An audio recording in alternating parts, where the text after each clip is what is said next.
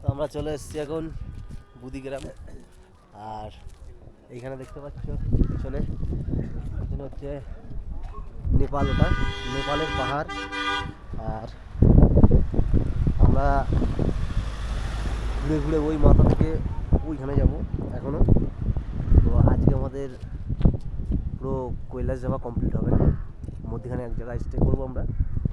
আর এইখানের যে পরিবেশ সেটাকে একবার দেখো, এই সাইডের পাহাড়, মানে এবারে কিন্তু সব সাইডের পাহাড়েই বরফ দেখা যাচ্ছে আর কি। এবার আমরা আরও উঁচুতে আসছি, আরও উপরের দিকে যাচ্ছি, এবার আমরা বরফ দেখতে পাচ্ছি।